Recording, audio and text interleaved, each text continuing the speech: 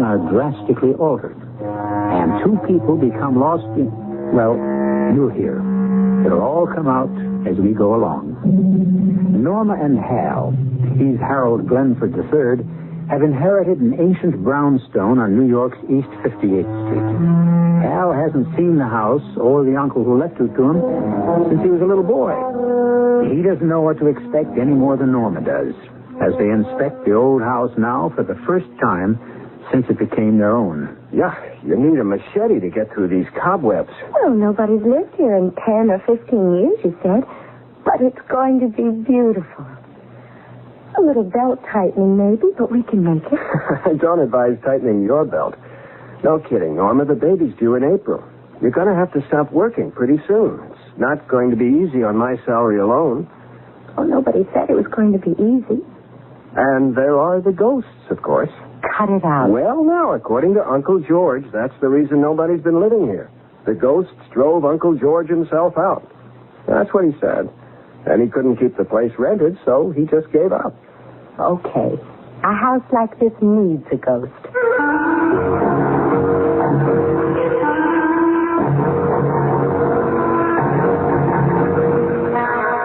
Our mystery drama, The Fatal Connection, was written especially for the Mystery Theater by Fielden Farrington and stars Jennifer Harmon and Nick Pryor.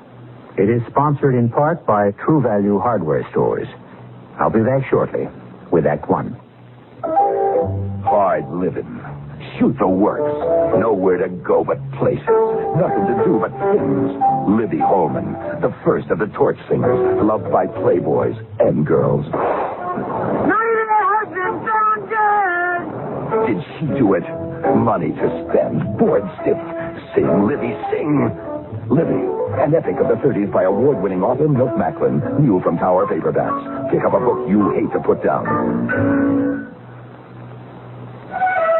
Watch CBS daytime television. On Search for Tomorrow, the troubles of modern life threaten to destroy the private lives of people you care about. And on The Young and the Restless, it's a romantic hour full of the drama of everyday life. Stories about real people facing real problems. Search for Tomorrow and The Young and the Restless, television's hottest dramatic shows on CBS daytime television. Check local listings for time. When you see her, you walk on by, you don't know him, you won't even try. That's Stella Reese, singing about how people with epilepsy are sometimes misunderstood. Do you know that epilepsy can happen to anyone, at any age, from many causes? Epilepsy can begin from a bad case of measles. I'm Gerald Jean. I know. At 9 years old, I contracted measles encephalitis. Now I have epilepsy, but it doesn't stop me from writing music. My kind of epilepsy couldn't have been prevented then. It can now. When you see her, you walk on by, you don't know him, you won't even try. They don't want you to hold their hand, they just need you to understand. To learn about causes and prevention, contact your local chapter of the Epilepsy Foundation of America or write Epilepsy, Washington, D.C., 20036.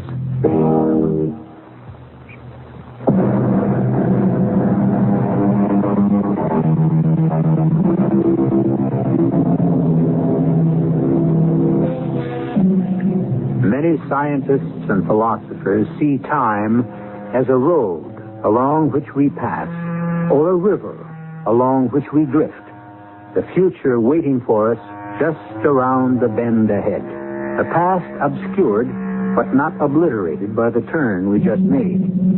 The rest of us, ordinary mortals that we are, find the moment in which we are currently trapped just about all we can handle. Norma and Hal Glenford have moved into their old house on East 58th Street. The furniture from their former 3-room apartment only half fills the first floor. The second floor and the attic-like third floor will have to wait. Except how we'll have to have a nursery. You know, our baby's bedroom. You stand there, the living proof of it. And there's no place for it on the first floor, so we'll have to find a place on the second floor, right? Logical. Then our bedroom will have to be on the second floor, too, don't you see? I mean, we have to sleep on the same floor with the baby. Hey, you're right. I hadn't thought of it before. The back room on this floor makes a very small bedroom anyway. We could use it as a sort of, I don't know, music room, a study or whatever. You make us sound very prosperous. We will be. Lawyers are always rich when they get a little older. I like the sound of that, Norma. Doesn't make any sense, but I find the simplicity of it comforting. So shall we go upstairs and see what's there for a bedroom and a nursery? Okay. I'll go first and clear away the cobwebs. Oh, we'll carpet the stairway. Later, of course. When we're rich. That's an old bedroom, as I recall. One of the doors is a linen closet. There are 5 doors, so that leaves just 3 rooms. One more than we need. Oh, this would be all right for our bedroom. It's much nicer than the little room downstairs, don't you think? Okay. Bedroom here. That takes care of us. Now about Junior. Hey, this door's locked. Well, just stuck, probably. No, it's locked. Why would anybody lock an inside door? That's odd. Where did I put that bunch of keys the lawyer gave us? In your jacket pocket, dummy. You think maybe there's a treasure hidden in that room? Or ghosts. It's been locked for a while.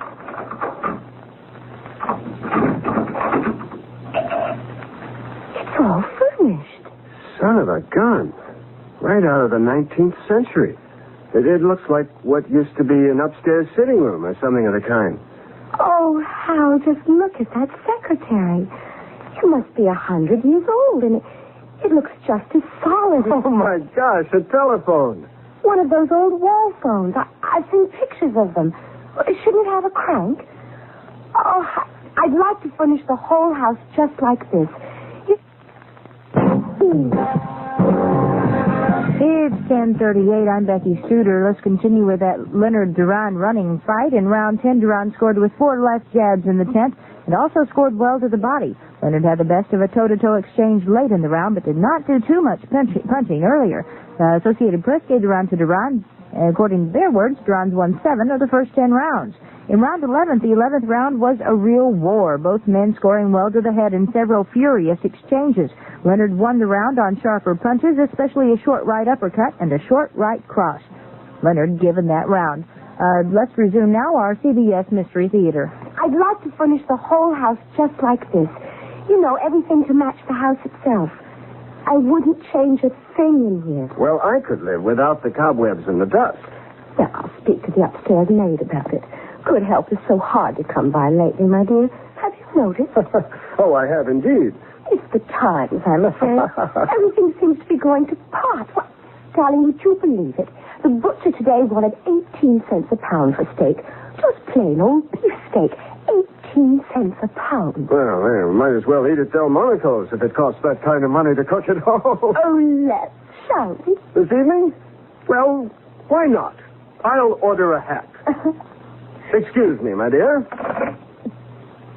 Operator, I'd like a hansom cab sent to 621 East 58th Street at once. At once, understand? We'll be going to Delmonico's. Let's go back downstairs where the 20th century is and see if there are any hot dogs in the refrigerator. Actually, though, I guess 18 cents was hard to come by in those days, as $2 is today. Not for old Grandpa Glenford, it wasn't. Great-grandpa, that would be. He was filthy rich. Was he the one who built this house? No, I don't know that he built it. He was the first Glenford to own it. Whatever happened to all that money? Gave it away. Gave it away? That's what my father told me. Maybe it was just a figure of speech. You know what we ought to have? We ought to have a bottle of champagne to break over the bow of the house, or the stern, or whatever they break it. If houses had them. Well, now, if you look in the refrigerator, just to the right of the meat drawer, you'll find a quart of excellent domestic champagne cooling. To be taken internally, though, not broken over anything. Oh, what a doll you are. Shall we have it now? Well, I thought after dinner, but if you'd rather... What was that? Well, it sounded like somebody at the door. Well, what's the matter with the doorbell? I don't know. Maybe it's broken. Maybe somebody likes the knocker better. I'll see who it is. Yes? What can I do for you? Your hansom cab, sir? For Delmonico's, I believe? It was a joke of some kind, Norma.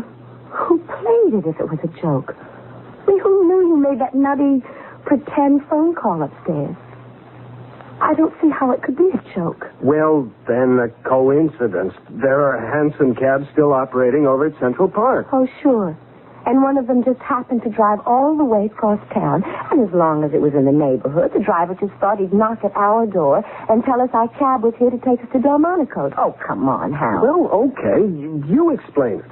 I can't. That's what's bothering me. Well, you don't think... No, you surely don't think... No. No, of course I don't. What did the driver say when you sent him away? Well, something about it was a funny mistake for the office to make if I didn't order a hansom. He was grumpy about losing a fare. Did he look like a real hansom cab driver? I mean, did he look like somebody you've seen driving a hansom around the park today, or was he, well, you know, dressed like the real old-timey ones? I didn't really notice. Look, now, why don't we just forget him? Why don't we just have dinner and see what's on TV and drink our champagne and go to bed? I've got to go to work in the morning, even if I do live in a mansion. Especially since I do.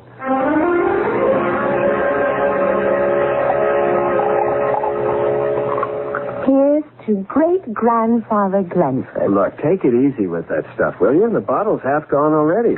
You're a novice at this, remember? And here's to handsome cab drivers everywhere. Hey, you know what we ought to do? There isn't any more champagne, if that's what you mean. I only bought one bottle. No. What we ought to do is something about that phone upstairs. Yeah, like have it taken out. No, I want to order something. A new dress. Something like that. I mean, if they send over cabs when you order them, why not? You'd better let me finish this bottle. Bring it upstairs. Come on. 4 years it's taken me to find out I married a lush. There it is. Our fairy godmother compliments of the telephone company. You want to go first? No, you go ahead. I'm just along for the ride. What shall I ask for? No, look, don't fool around with one dress. Ask for a whole new wardrobe. As long as you're going to be a kook, you might as well be kooky in the grand manner. You're a genius. Hello? I want a whole new wardrobe. Oh, no, 2 wardrobes. One for myself and one for my husband. Everything in the latest style and everything must fit perfectly. Oh, and have everything finished and delivered by the time I get home from work tomorrow afternoon. That's, I guess, it for now. You want to order something, Hal? Well, sure. Why not? Here, give me that. Hello. I want the house completely redecorated. Completely. Restored, I should say, exactly as it was when the place was new. And I don't mean just when you get around to it. I want that finished by tomorrow afternoon also. By the end of the working day. Thank you. Beautiful. Let's finish this bubble water and get to bed. Hey, what do you bet you have a headache in the morning?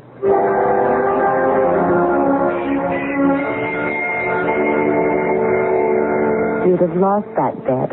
No headache. All I want is a cup of coffee, though. Me too. That's all we have time for anyway. Well, pick me up after work this afternoon. Sure. I may be a little late, though. That's okay. A secretary's work is never done.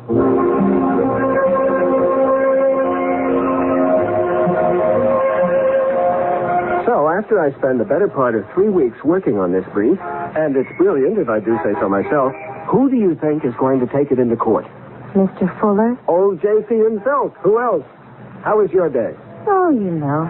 Once you've typed one letter, you type them all. You know something? We ought to walk home from my office every evening. Hold my briefcase while I unlock the door, will you? I wonder if they finished. Who finished what? The decorators, you know. You told them it had to be finished by the end of the working day. How? Now, this is too much. I mean, what kind of a joke? It is, Hal. It's all been redecorated, restored. Just like you ordered. Oh, Hal. Hey, where's our new television set? Now that is going too far. That set cost color TV. That was a 21-inch screen. But how did they do it? Who did it? I mean, I can't think it. Hal. What? The refrigerator's gone. Look at this thing. What is it? It's an old ice box. It's full of ice. I don't think you can get ice like this anymore. There's something... This is all wrong, Norma. It's not a joke, is it, Hal? Nobody makes this kind of a joke. A coal range. An old coal range. My grandmother Scott had one of those out in her summer kitchen. Nobody used the things even then. The toaster, the blender, everything, Hal, it's all gone. That telephone. That damn telephone. It's real, isn't it? It really is real. You tell the telephone you want something and you get it. It's like a genie in a bottle. You just order it and I think I'm scared. All right. If it'll work one way, it ought to work the other too. In reverse. What are you going to do, Hal? Come on. I'm going up there and I'm going to tell that lousy telephone to put our own stuff back in this house and then leave us alone. That's what I'm going to do. Now listen, you, whoever you are, I want you to stop... Please. Number, please. Oh, my God. Hal? Norma, let's get out of this place.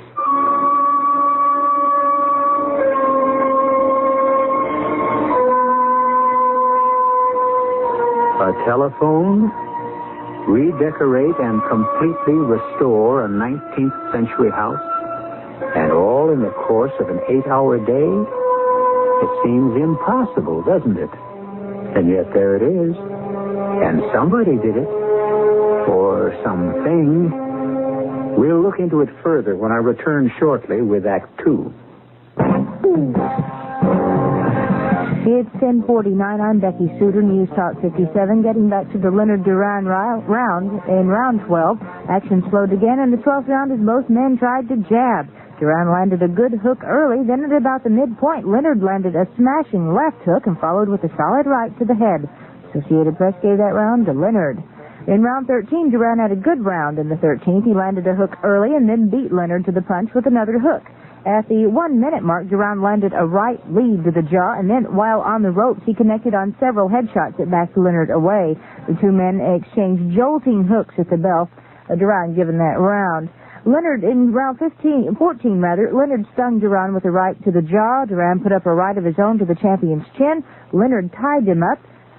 Duran flicked a left into Leonard's face, and the champ, trying to get in his own punches from a close range, was tied up by Duran. Leonard double pumped his right hand flush on Duran's jaw later in the round. Duran only smiled. Leonard landed a straight left to Duran's face. That was Leonard's round. So we've got one more round to go. We'll keep you updated as soon as it comes in. It's 10:50. The real beauty of a good paint is its lasting beauty. Hi, Pat Summerall to tell you True Value Hardware Store's finest exterior paint, True Test Weatherall Acrylic Latex, produces a breather-type finish that helps expel damaging moisture that causes blistering and peeling. And that means more years between you and your next paint project. And True Test Weatherall is loaded with quality pigments that provide a high-hiding cover that also resists chalking and mildew. True Value Hardware Stores have specifically formulated Weatherall to combine the protective qualities of an oil-based paint with the easy application and cleanup features of a latex. And you can choose from a selection of 36 Jamestown colors plus white. True Test Weatherall Acrylic Latex House Paint has earned the Good Housekeeping seal, and you can get it only at participating True Value Hardware Stores. Save gas, too. You won't have to drive far for your hardware and houseware needs. If you're looking for value, service, and selection, you'll find them nearby at any one of the more than 5,000 True Value Hardware stores and home centers, and they are located nationwide. Hello, I'm Ed Asner. In my professional life, I fight to protect our First Amendment right to know through my work on a daily newspaper. As a private citizen, I join America's libraries in their efforts to provide everyone with free access to information. The library is a vast storehouse of ideas, and you are welcome to anything on its shelves. Today's librarian is trained to find the answer to the most complex question and give it to you in person or by phone. Libraries offer a variety of activities and services, In a number of libraries, you can get income tax help, register to vote, and even earn a high school diploma. If you haven't been to your local library lately, I recommend you make a trip. I think you'll be surprised to find how many ways the library has preserved your right to know. After all, the library is America's greatest bargain. Almost everything in it is free. A public service message from the American Library Association and this station. Hello there, my friend. This is Justin Wilson, your Cajun storytelling friend. I want to invite you to join me and Lemon Abner and Jerry Clower, Jack Benny, Bill Cosby, Don Knotts, Andy Griffith, Shelley Burma, and a whole bunch more of them master of comedy in the WFAA Good Time Hour. You know, I think people ought to laugh. They don't laugh enough. But you've got that opportunity every night at 9 p.m. o'clock in the evening on the Good Time Hour from WFAA News Talk 57 Dallas Fort Worth. Time. One of the many things we still don't understand about our universe. Now here, in an old house on New York's East Side, Hal and Norma Glenford have found an antiquated telephone that seems to constitute some kind of flaw in what we consider the natural passage of time. At least in the incredibly short objective space of 8 hours, the house has somehow become its original 19th century self. The past, if Hal and Norma can believe what they see and hear, has been trapped within its walls. The eeriness of it has sent the two of them frightened out onto 58th Street. It's so quiet out here. And so dark. I don't remember it being this dark before. Well, we haven't been around this neighborhood much at night. I guess east of First Avenue, the city just doesn't waste money on bright lights. Let's walk up that way, Hal. Right now, I don't want to go back into the house. Okay. Up toward 3rd Avenue or Lex? You know, I don't think I ever heard New York this quiet before. East side, west side, day or night. It's like a tune. How? How do you hear it? I don't hear anything, just... Now do you hear it? Well, yeah, I hear something like a... It's like a... It sounds to me like an L train. A few blocks away, like the 3rd Avenue L. Which was torn down. When? 15 years ago. Well, listen to it. Hey, this I've got to see. But how if it's the old 3rd Avenue L, then that means that everything... everywhere... Listen, we don't know what it means. Some nostalgia freak with a recording, probably. Something like that. Come on, let's go see. Now, if that isn't an L stopping, I've never heard an L stopping. You haven't in a long time. But I've heard plenty of them when I was a kid. Wait a minute, Norma. What do you hear now? A horse. Don't tell me that's not a horse. That sure sounds like one. Mounted cop, most likely, or maybe that same nostalgia buff. If that's a recording, then it's some recording. I've never heard a record. Now, wait a minute. Wait. That horse is no recording. It's either a mounted policeman or... There's your nostalgia buff. All 4 hoofs. Well, some companies must still use horses. 10:55, round 15 of the Leonard-Duran fight. Duran caught Leonard with a right to the side of his face. Leonard landed with an overhand right to Duran's body, and both fighters went into a clinch. Duran moved Leonard into the ropes, where the champion held on. Duran stung Leonard with a left to the body, and the champion kept throwing both hands, with the challenger slipping most of the punches in the last part of this round. Duran hooked a solid left to Leonard's jaw. The champion countered with a flurry that left Duran smiling confidently as the bell sounded. Wire services giving that round to Leonard. Now we're just awaiting an official verdict right now. WFAA News Time is 10:55. Some companies must still use horses. You know, late at night. It's not that late. Anyway, look what's in the wagon. I see them. Those big milk cans. They used to... Well, look, I don't know. Maybe they still use them. I'm scared. Well, it's spooky, I admit that. So still and no traffic except that horse and wagon? Well, look, Norma, there's got to be a logical explanation. I mean, if there's not, what's happened? Have we lost our minds? Oh, no. No. Well, no, Norma, don't get upset. No, Hal, that's not what I mean. Look up there. Up where? At the light. The street light in the corner. It looks like a... It's a gas light. That's what it is. I think maybe we ought to get back to the house and see if we can't get organized. It's back there, too, Hal. Okay. But if everything's gone back to the 19th century or something, let's at least go back and face it in our own home. Last time I promised I'll interrupt the CBS Mystery Theater tonight, but out of Montreal, Roberto Duran used his thundering fist to extinguish the lightning-quick speed of Sugar Ray Leonard tonight. Duran won the WBC welterweight title with a 15-round split decision over the previously unbeaten Olympic champion. And with the sports tonight, I'm Becky Suter. Let's get back to CBS Mystery Theater. But if everything's gone back to the 19th century or something, let's at least go back and face it in our own home. If we still have a home.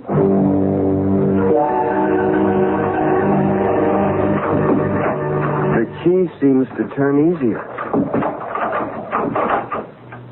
What if there's somebody in there? I mean, we didn't live here, and... What year do you think it is, Hal? It's... Oh, Lord, I'm so mixed up. How can it be anything but 1974? That's what it is. Or was, or will be. Now, we've got to stop this foolishness. The first thing we need is some dinner. Maybe with some good, solid food inside us, we can take a more reasonable view of this mess. I don't know how to cook on a coal range. I don't even know how to make it burn, do you?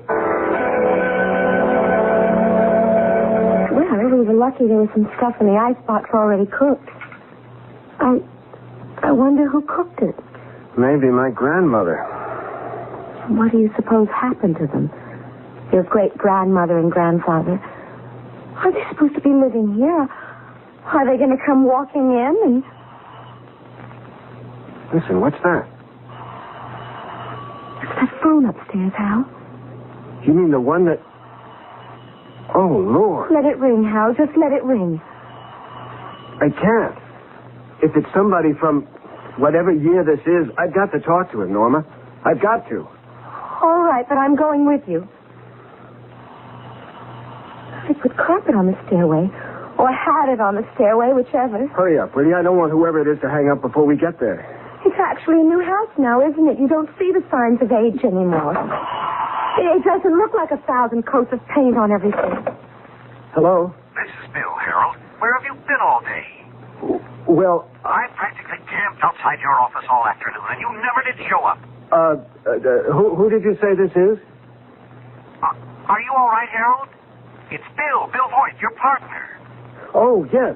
Yes, of course. I was wool gathering. I guess you were. Listen, I've got to talk to you bright and early tomorrow morning. You're in a jam, Harold. A jam? Well, can't you tell me about it now? You'd better get in here tomorrow for your own good. It's nothing to do with me, but for your own good. Oh, well, if it's that important... It is. It's to you, Harold, not to me. To you. All right. Thanks for calling, Bill. What was that about a jam? He didn't say. But you want to know something weird? He thought he was talking to my great-grandfather. That man called me Harold, and that was his name. I can't remember anybody ever calling me Harold my whole life.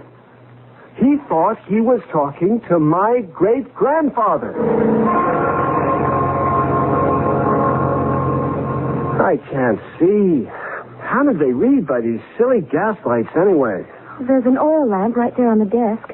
I think they used oil lamps to read by at night. The gas fixtures are all up on the wall. Well, do you know how to light one of these things? I mean, the lamps? Well, just take the chimney off, or the glass thing. Then you hold a match to the wick like a candle. Because if this is my great-grandfather's desk, I mean, the way he left it only yesterday, I want to know what's in it. Is this what you mean by the wick? Yes. Do you think we'll ever get back, Hal? I don't know if I could stand it stuck here forever. There's no way of knowing, Norma. Everything's written in longhand. This looks like a deed of some kind. Most likely for the house. No. My gosh. What? This is a deed to an office building on 5th Avenue. way downtown, but that's where the action was in those days. These days. Your great-grandfather owned an office building? I told you, he was loaded. There goes that lousy telephone again. Don't answer it, Hal. Look, you can come with me. It's no good just letting it ring. It's got to be somebody important. There weren't many phones in those days. These days, damn it, only rich people could afford telephones. It'll just mix things up all the more, though, answering it. Look, it's our only contact the way things are.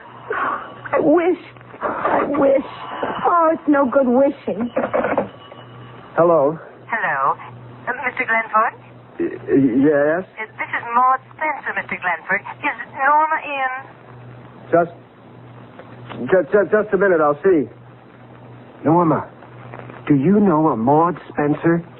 I don't know anybody here. She asked for Norma. Norma. Now, maybe it's a link of some kind.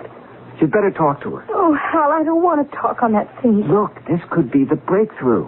Here, talk to her. Hello? Norma, my dear. We were all expecting you at Sarah Aldrich's tea this afternoon. I do hope you're not sick. Sarah who? Aldrich. Sarah Aldrich. Well, you were invited, weren't you? Sarah said you were. Oh, well, yes, I guess I was. I mean, yes, of course I was. I've been having these spells, you know, headaches and that kind of thing. Oh, dear. No trouble about your delicate condition, I hope. Well, it's related, I guess. Nothing to be concerned about. I'm just supposed to get a lot of rest, you know, stay at home and take it easy. Oh, dear. Is there anything I can do? I'll come and see you tomorrow afternoon. No, don't do that. What? I mean, I'm sorry. I didn't mean it the way it sounded. All I meant was I'm perfectly all right. I really don't need a fuss made over me or anything like that. It just isn't necessary. That's all I meant. Well, I'm sure I have no wish to intrude where I'm not necessary. I wish you wouldn't. Hello? She hung up. It wasn't anyone you know? No. I was supposed to have gone to Sarah somebody's tea this afternoon and didn't show up. Well, it could have been the breakthrough. One thing. Whoever was supposed to have answered this phone is called Norma. And she's pregnant. I'll tell you this. My great-grandfather was not a very popular man. How do you mean? Well, if he had any friends, they sure didn't write to him. These letters are all from people who hated his guts. Claim he stole them blind. Stole? Do you think it's true? I'm beginning to believe that old Harold Glenford, Esquire, was mixed up in some pretty shady enterprises. What kind of shady? Kickbacks, near extortion, character assassination, embezzlement, or something very like it. If a third of these letters are right, you name it, and old great-granddaddy Glenford was into it. Oh, that's shocking. Listen, you want to hear one? I'm not sure I do. Glenford. This guy signs himself James Blakely. Glenford, you are unfit to breathe God's pure air. The ways of God are beyond understanding, but justice is inevitable either in this world, which you befoul, or in the next where, never fear, the punishment you deserve has been prepared for you. To hasten you into that world would be an act of the highest nobility. If I do not do the deed myself, rest assured that another will in good time. Wow. A sample. Only a sample. How? Well, what is it? Look at this. It's This is a picture of you and me. That sure is what it looks like. But in those clothes? Well, where did you get this? In this desk drawer. Look on the back. Mr. and Mrs. Harold W. Glenford on the occasion of their wedding, June 1894. And look at those signatures. Except for a couple of curlicues, they're yours and mine. I can't help it, Hal. I'm scared. I don't see how it's possible, but it must be. I have somehow become my own great-grandfather. Not only that, but you're you're my great-grandmother, and that child you're carrying, due to be born next April, is my grandfather. Paradoxical? Well, yes, of course. You presuppose paradox the moment you start moving about in time. How do you know you aren't your own great-grandfather or grandmother? If tomorrow you found an old telephone in your attic, well, how do you know? I'll return shortly with Act 3.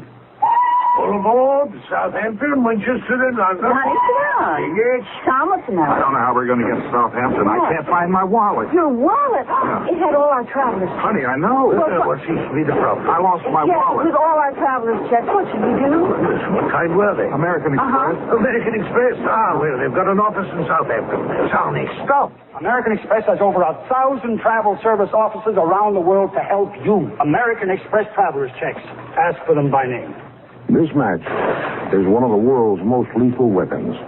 It kills thousands of people each year, countless thousands of animals. It lays waste to millions of acres and destroys thousands of homes.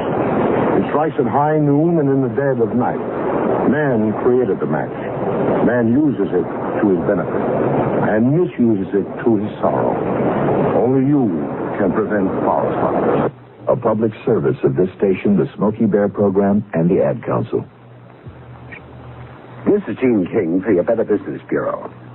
If your food bills have become astronomical, it's time for you to learn the secrets of the smart shopper. Plan your shopping trips in advance. Also, try not to go when you're hungry. By making a shopping list and sticking to it, you'll be less tempted to buy on impulse the things you really don't need. Consider seasonal bargains, advertised specials, and the dietary needs of your family when you make out your list. But remember, folks, buying sale items in bulk is just fine, but only if you're able to store them properly.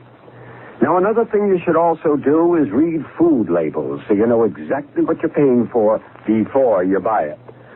For example, you may decide to pass up that can of beef stew that's such a steal when you read that it contains more water than beef and potatoes. Be a smart shopper. Plan and save.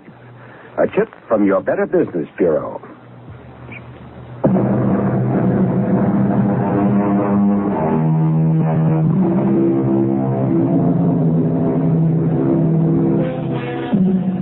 If I had my life to live over, that's not an uncommon expression. We've all heard it. But have you ever heard anyone say, if I had my great-grandfather's life to live over? That's exactly what has happened to Hal Glenford, if his conclusions are correct. He has not only gone back in time to his great-grandfather's day, but he has also taken on his great-grandfather's identity, and the wife he loves is now, as he must believe, his own great-grandmother. A situation of many complexities. Hal has broken open the strongbox he found in old Harold Glenford's desk and has gone quickly through its contents. Well, there's one comfort. If we actually are my great-grandfather and grandmother, we're very rich people. What difference does that make? A lot. If we're stuck in this time. I want out, rich or not. Well, honey, so do I, of course. But there are securities and deeds in this strongbox representing well over $1 million in assets. And $1 million was really worth something in 1897. Is that when it is now? Mid-November of 1897, according to the dates on those letters I read. How can't you do something about it? What? Invent a time machine? Look, I don't know. Maybe it'll just happen. Like the other time, only in reverse. Norma, I'm sorry. That's the best I have to offer. Meantime, I think we ought to get some sleep. Sleep? In the middle of a thing like this? Sleep? Try to, anyway. I wish we had that bottle of champagne we drank last night. Oh, Lord. It wasn't last night. The grapes that went into that champagne haven't even been planted yet.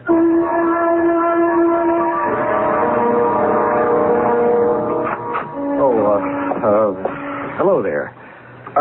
I'm sorry. I didn't realize you had someone in your office with you. Never mind, I was just leaving. Sit down, Harold. You were wise to shave off your beard. Oh, yes. Well, my wife never really liked it, and I thought... Well, it served you well. Blakely didn't recognize you. Was that James Blakely? What are you talking about? You know perfectly well it was James Blakely. No, I mean, I had a letter from him yesterday. I could have... Did you know I could have him in court for some of the things he said? Yeah, that's rather funny, you know. You having James Blakely in court instead of the other way around? That's really very funny. I don't think I know what you mean. Well, that's neither here nor there. I want to dissolve our partnership, Harold, as of this moment. Oh? Do you mind telling me why? Do you really think that's necessary? I wish you'd tell me. All right. I've had my fill of being a thief's associate. Now, wait. I know. I took my share in the beginning. You're not the only fool in the room, but I'm through with it now. And thank God I had no part in the Blakely thing. All right. I was checking things over last night. Thinking things over. Some of my business tactics have been, all right, shameful. I admit that. But I decided last night to change things. I mean, no shady dealings of any kind from now on. I see. Change things. And make restitution? Well, where it's reasonable, where it's possible. Without costing you money, you mean? I don't believe you, Harold. Not for a minute I don't. How are you going to make restitution to Jim Blakely? I don't... Would you mind refreshing my memory on the Blakely thing? Oh, now, really, No, Harold? I've been Lately, I've been reassessing. I've been reevaluating, and there are just so many details. I'd just like to hear the Blakely affair clearly stated. Objectively, you know. Oh, nonsense. Well, all right, if you want to hear it all over again, if you really want to wallow in that miserable can of worms a second time. Please. Bill, it would help me. Well, Blakely came to you in the first place, looking for a handout. On the tape, granted. I'm sure you haven't forgotten that. No. You were still under 30 at the time, but you were already under my guidance, damn it. That's what I hate. You were already a power in the construction industry. Blakely was sure you gave kickbacks, and he wanted one. Then he was as much to blame as I if he came to me. At the time, you managed it so that you had his signature on a dozen damaging documents. And you never signed so much as a letter to him. You remember that? Well, you've always worked that way, and you gave him a low bid on that job, and good value, too. The State Parks Commission building, wasn't it? I don't remember. And Blakely got a promotion because of it, and another, until he was made State Highways and Buildings Commissioner. It wasn't until then that you started blackmailing him. Blackmail? Well, it's not an uncommon practice. And you bled him white. No more kickbacks, but every contract out of Blakely's office has gone to you for... What's it been, 2 years now? Well, if I put him where he is in the first place... They've caught him, Harold. He's going before a grand jury next week, and they'll indict. He's finished. There isn't a shred of evidence against you except his word, which, of course, isn't worth a tinker's damn now. You never signed a thing, did you? A man who signs damning documents is nothing more than a fool, like Blakely. Well, does that refresh your memory? It puts things in perspective. Well, as I've told you, I'm very happy that I had anything to do with the Blakely business. Right now, he's thinking about killing you. No, seriously. That was just what he was telling me. Oh, God. What's the matter? Nothing. I just remembered something. I'll have to leave now. There's something I must do. But before you go, about dissolving the partnership. I don't know how you feel about it, but Anything you say. It doesn't matter. We'll do it any way you like. It isn't important now. Hal? Oh, Hal, I'm so glad you're home. Yes, listen, we have to get out of here. So awful, Hal, being in a place you're so terrified of and being even more terrified of leaving it. I've never in my life... Norma, we have got to get out of here. Out of here? Where to? I mean, altogether out of this time. We've got to get back to the 20th century. Hal, something's happened, hasn't it? No. Yes. Norma, there's no time now. Let's try the telephone again. I want to know. Tell me, Hal. Tell me. Number, please. Listen, I want you to get off the line. Do you understand? I want you to just unplug yourself or whatever it is you do and just get off the line. Just for a minute or two. Will you do that, please? Number, please? Oh, for God's sake, shut up. If you can't get off the line altogether, at least shut up. Don't talk. All right. Listen, you, whoever you are, we have had enough of this nonsense. We want to go back to the 20th century, and we want to go back now. You're the one who got us into this mess. Now get us out of it. Do you hear me? Number, please? Damn! Hal, what are you doing? Pulling the wires out of the wall, can't you see? I'm trying to get this lousy telephone back the way it was when we first moved in here. All right. Can you hear me? You in there in your damn stupid telephone? I want you to put us back. Do you hear me?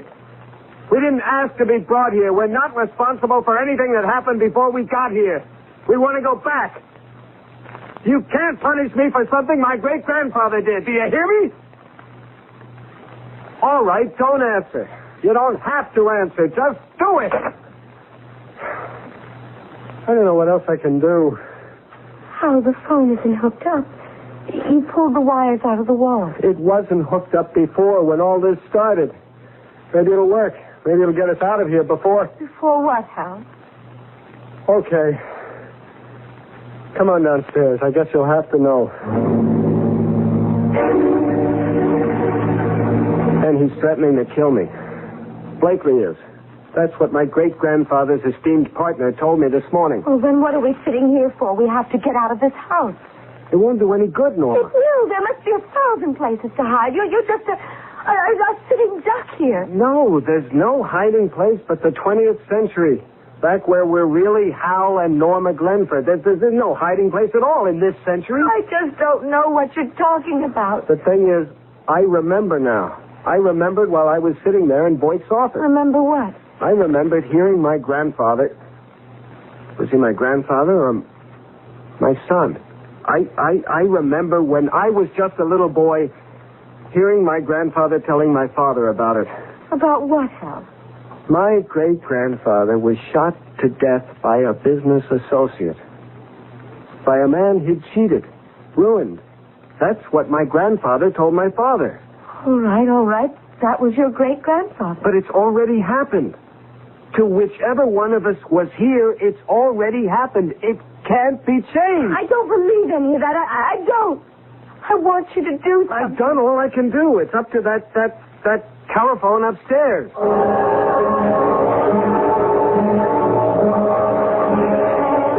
Maybe if we just sit here and think 20th century, it'll work. Close our eyes and just know we're in the 20th century. Listen for auto horns. Think about the Pan Am building. Try to decide what we'll watch on TV later. Breathe the polluted air. Mightn't it work, Hal? It couldn't hurt. Close your eyes. That'll be Blakely. Don't answer it. Do you think I'm crazy? Now listen to me.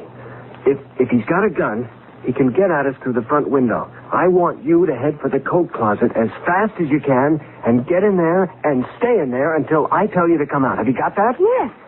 Norma, get in the closet. No. Not as long as you... Get down, Norma. Get down on the...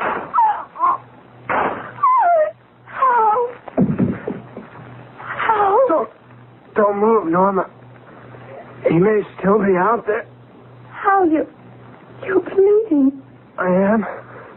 I don't feel anything, but I can't seem to... All over your shirt. I'm going to call an ambulance. Now, don't move. I'll be right back. Don't move. Can't call an ambulance. I pulled the wires out. Remember? I'll go out, Hal. There must be a cop or something. I'll go, Norma. Please. It wouldn't do any good.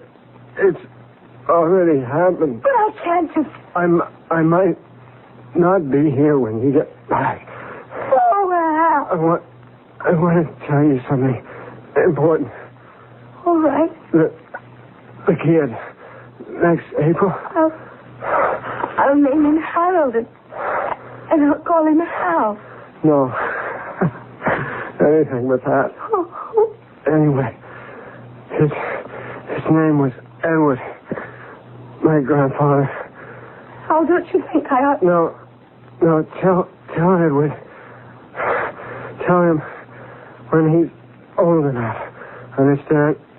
Tell him, get rid of the money. All of it. Dirty, filthy, dirty money.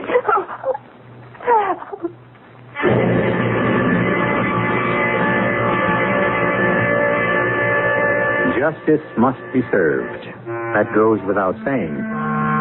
But how many times? It's unlikely, of course, that anyone listening to me at this moment will ever find himself unexpectedly living in the 19th century. But just in case, how much do you really know about your great-grandfather?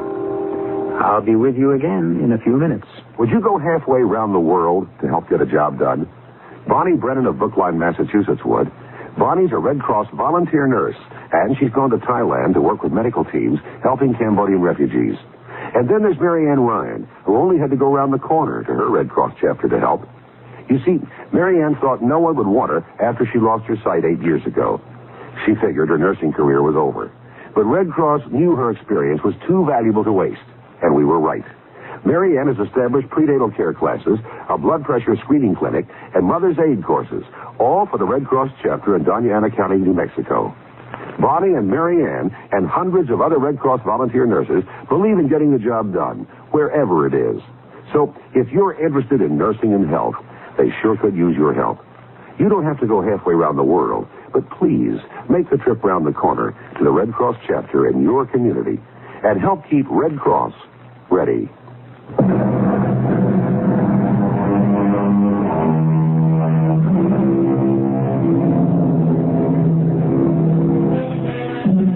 Young Edward Glenford, Norma's baby, was born in April 1898 and lived a long and, in some respects, fruitful life. He never made much money, but he gave away several millions of dollars, according to the instructions left by his father.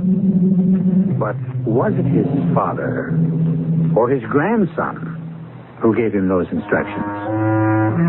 I leave you to puzzle it out for yourself. Our cast included Jennifer Harmon, Nick Pryor, Robert Maxwell, and Joan Shea.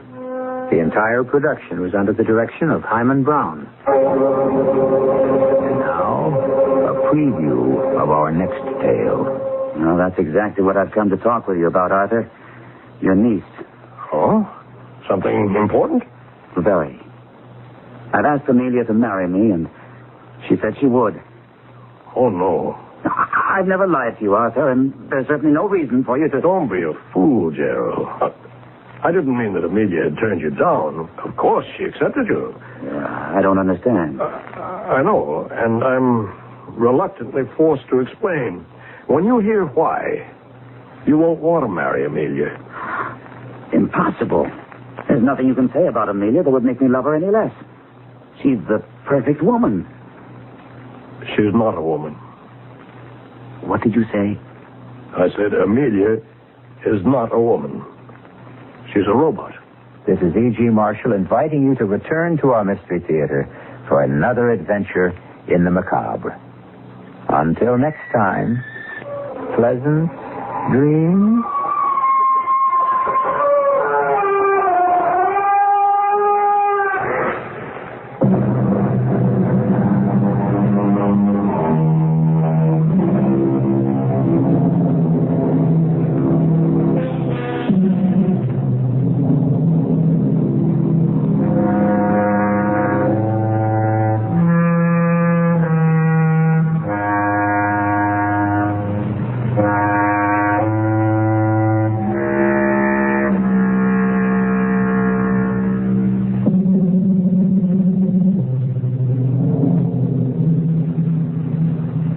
Health, science, and